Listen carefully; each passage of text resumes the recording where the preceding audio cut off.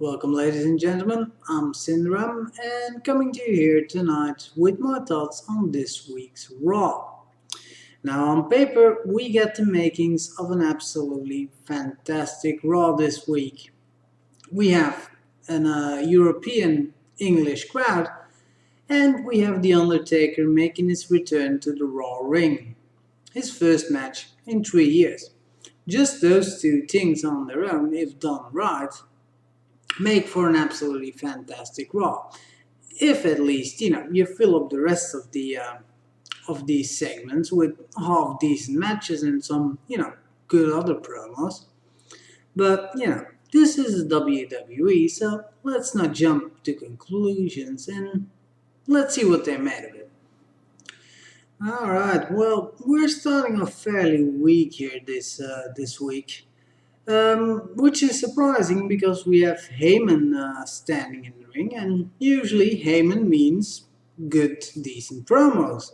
But yeah, this week not so much to be honest. Don't get me wrong, the promo itself wasn't bad. Both Heyman and Triple H, did what they set out to do, but well, the promo itself was just so very basic cookie cutter that it didn't really do much for the feud, and the fact that Brock Lesnar wasn't there didn't help either. So yeah, overall, I wasn't too psyched about this particular promo, which is a shame because we all know Heyman can really do some very very good work and. Yeah, it feels a little bit wasted now, but like I said, not an all too great beginning. And doesn't look like we're getting much of an improvement up next, as we have R-Truth versus Antonio Cesaro, which was a fairly average match. It wasn't horrible by any means, but definitely nothing special either. We wind up with yet another Cesaro loss, and yeah, at this point I'm getting really disappointed in it. I was hoping now that he wasn't United States champion anymore, they might be looking at maybe using him in a different way or just giving him a little push, but apparently he looks more like he's gonna be leaning towards the jobber side of things now, and that's really a bit of a shame and an awful waste of Antonio Cesaro's talents. But yeah, nothing you can do about that. But yeah, like I said, overall, very average match. Not horrible, definitely not good either. Oh, and looks like they can go worse still because here comes Brodus Clay going up against Damien Sandow. Yay! Well, I'm happy enough to see Sandow getting a win, but overall, just an absolutely pointless match.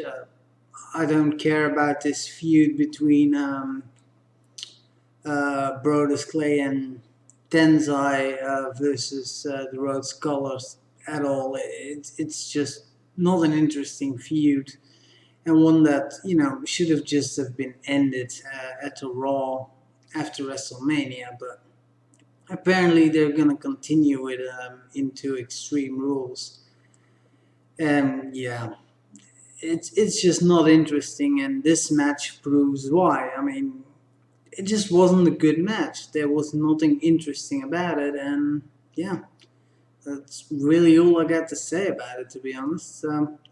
Let's move on. And here's our salvation at last. We have Dolph Ziggler versus Jericho. Yeah, I know by now we've seen this match a couple dozen times already, but yeah, let's face it.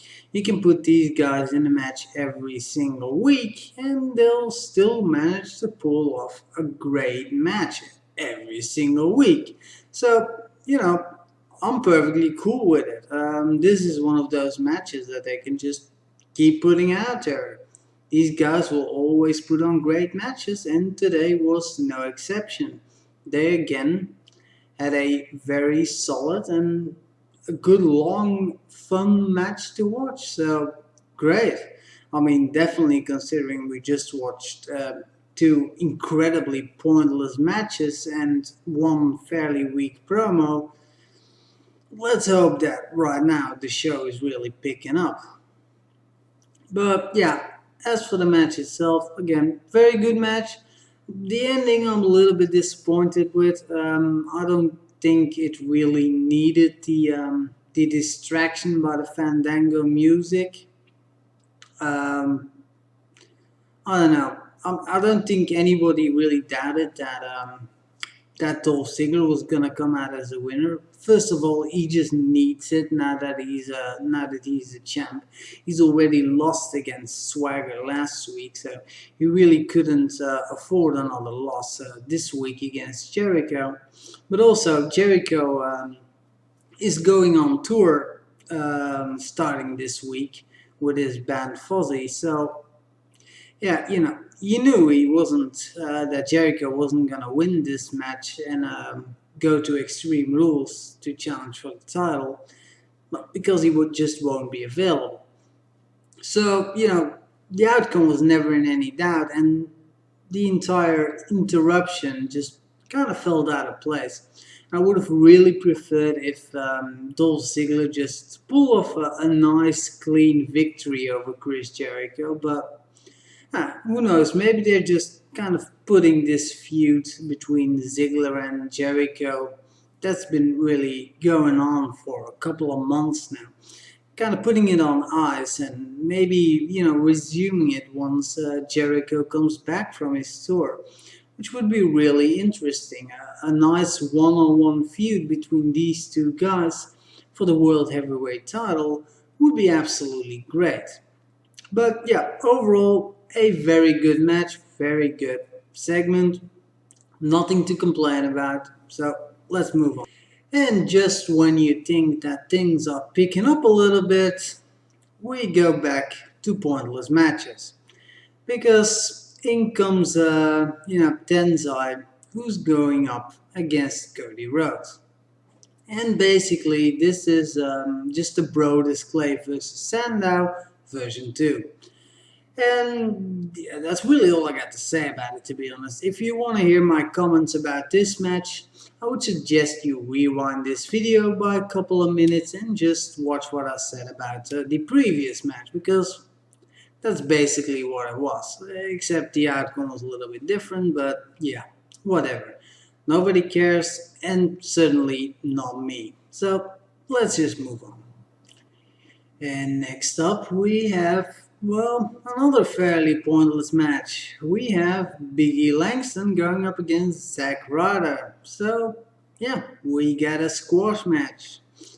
And, one I don't really care about. As I've said in the past, Big E Langston, I don't really care about him too much. I don't see much of a future in him.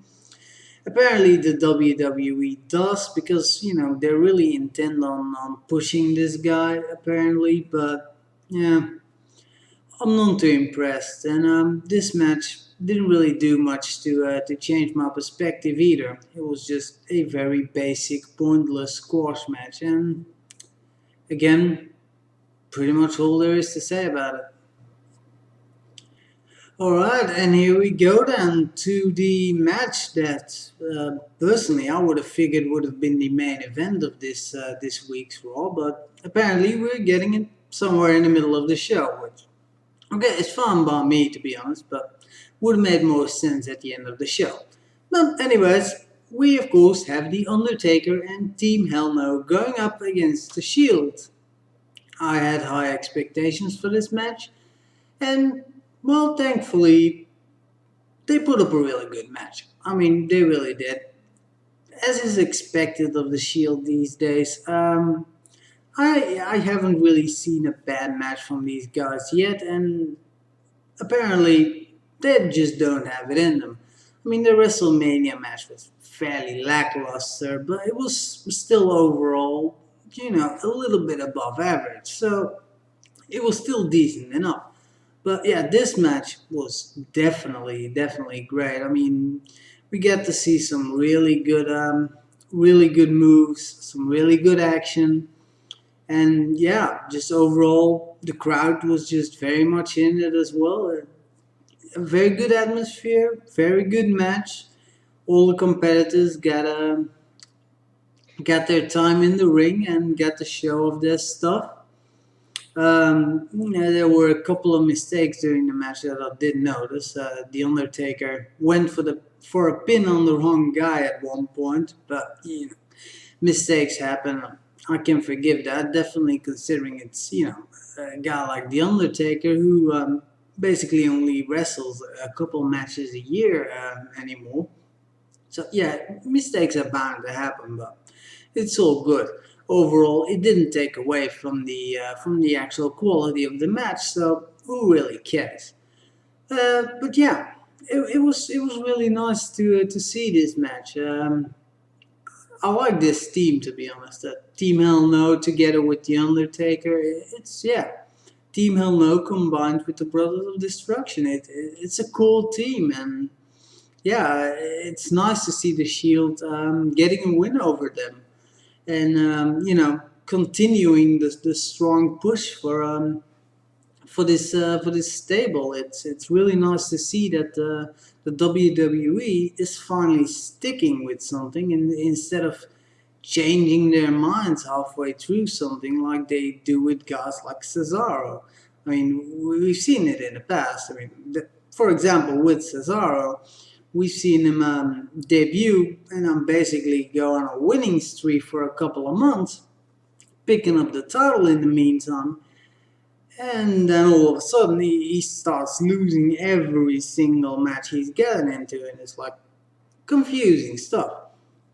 But the Shield, they've been pretty dominant all the way through their career so far, and yeah, it's nice to finally see the WWE sticking with something, and it looks like they really believe that this team can make it big. And you know what? I agree. They definitely got all the makings of a fantastic team, and I fully expect them to get a title shot at Extreme Rules, and no doubt actually win it. So yeah, there's good things in their future. I can assure you that much. Even when they finally split up the Shields, you know, there's still three very talented guys that are gonna do pretty well in singles competition as well when it comes to that. So, but for now, we get the Shield very dominant, and like I said, this segment and this match, a very very good match. Was it the best match of the evening? Usually, I know pretty much for certain which was the best match of the evening, but this time, I don't know. This match was really good. The Jericho versus Dolph Ziggler match was really good as well, though. So not entirely sure. I'm gonna call it a draw this week and just give the best match of the evening to both of them, because to be honest, they both deserve it. Both great matches. So yeah, let's see if the rest of the show can keep it up. Alright, next up we have Fandango going up against William Regal, no less. Yeah, that's right. We're in England, so they're digging up our old Englishman. And, well, I couldn't be happier. I'm totally psyched to see William Regal in the ring again. Despite it being a very short match, and we didn't really get to see much of Regal, it's still pretty nice to see him on TV again, because well, it's been a very long time, to be honest. I can't even remember the last time that William Regal was featured on TV. So it was nice, despite it being very short. But yeah, Fandango got his win. Had his fun with the crowd for a little bit, and then at the end of the match, we got Jericho coming in with a sneak attack, knocking knocking Fandango off the stage in a very well done segment, a very well done little promo there, with Jericho then also making the moves on Fandango's little dancing friend. It was properly done, and it was fairly entertainment. And as a segment as a whole, despite fairly short and not really showing much of a match, but overall the segment was good and proper, definitely. So yeah, definitely not the quality of the previous match, but hey, it works. Another Divas match as final match of the evening on Raw. This is starting to become odd. It's been a couple of weeks now that we've seen Divas matches as main events for Raw. Pretty strange, but okay. So this week we got a whole bunch of Divas in a battle royale for the number one contendership for the Divas title. Yep, it was a pretty bad match. Yeah, nothing else really to say about it. But yeah, AJ Lee won, which could be interesting. Seeing AJ Lee win the title perhaps could be somewhat entertaining with, her relationship with Dolph Ziggler as the World Heavyweight Champion. Yeah, it would make a nice, power couple gimmick thing. We've seen that a lot of times before, but it could still be entertaining. Who knows? But as far as this segment was concerned, yeah, it was just pretty basically your standard Divas match that we've been used to seeing in the past now. There was nothing special about it. Alright, and we're ending this week's Raw with Mick Foley confronting Ryback. And yeah, this promo, this segment overall was a little bit chaotic, to be honest. A lot of stuff happening, and yeah, don't get me wrong, it wasn't bad because most of the parts of this promo were actually done pretty well, but some of it just seemed rather out of place. But yeah, let's start at the beginning. We got Mick Foley, doing what he does best, and that's doing a very good promo with a lot of intensity behind it, and ripping Ryback a new one, which was nice. And then we actually got a very good reply by Ryback, which is a little bit surprising. I mean, yeah, we saw a good promo of him last week, but that was a pre-recorded promo.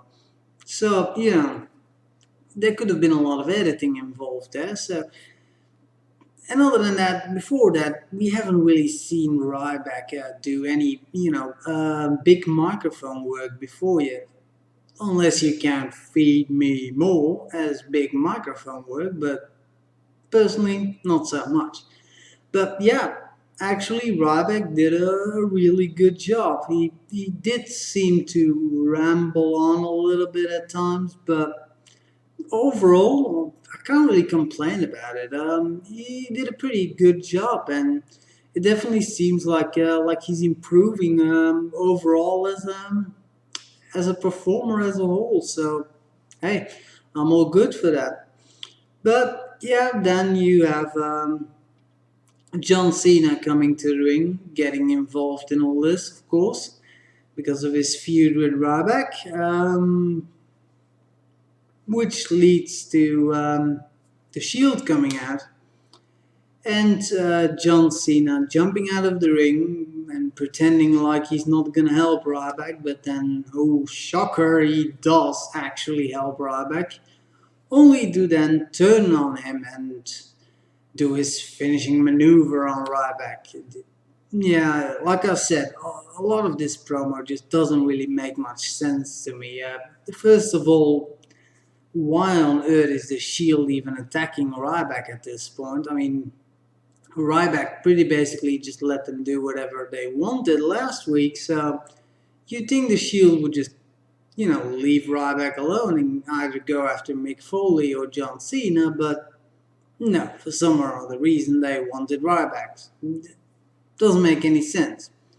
Also, it doesn't make any sense that John Cena with a chair managed to scare off the Shield, who just came off a victory against The Undertaker and Team Hell No. So, um, yeah. Are we led to believe then that John Cena with a chair is better than The Undertaker, Daniel Bryan, and Kane? I suppose so. But, yeah. Then also, the finisher on Ryback also felt rather unnecessary. Um, Definitely because, they were just in a stare down. And, we haven't really seen Ryback do any kind of beat down on Cena yet, except for the sneak attack 2 weeks ago. I don't know. I personally would have gone with a little bit more of building up the heat for the heel first, and have maybe Ryback hit John Cena as he was trying to shake hands or something like that. I don't know. I'm not a writer for the WWE, so what do I know? But personally, I found this entire segment, while it was decent enough, I thought it was a little bit confusing and some of the things just very out of place. But yeah, overall, it did what it needed to do, and it showed off a little bit of improved microphone skills for Ryback. So yeah, okay, I'm cool with it. So, what did I think of the show overall? Yeah, well, I can't help but feel just a little bit disappointed. Um, like I said at the start of this video, this Raw on paper just, had everything there to just make it a fantastic Raw, and yeah, they did fall kind of flat on that. It was by no means a terrible Raw, definitely not. There were a couple of good matches and some decent segments, and the crowd overall was pretty good as well, made for a good atmosphere. So it definitely wasn't horrible, and it was definitely an entertaining show to watch, better than your average Raw. But yeah, it definitely didn't live up to my expectations and was nowhere near as great a Raw as the post WrestleMania one. So yeah, could have done a lot better if they had left a lot of these useless matches off the card and just replaced it with just semi-relevant matches. It would have been a lot better. But well, it's what we got. So let's hope that they can make up for it with SmackDown, which is also going to be in England this Friday. So yeah, who knows? We've seen it in the past that SmackDowns can sometimes be better than Raw. So who knows? We might get to see something really special this Friday. But it's also already been announced that we're going to see another Del Rio versus Swagger rematch. So yeah, if that's the main event for this week's SmackDown, then I'm not really looking forward to it all that much. But nah, we'll see about that. And until then, thank you very much for watching, ladies and gentlemen, and I will see you next time.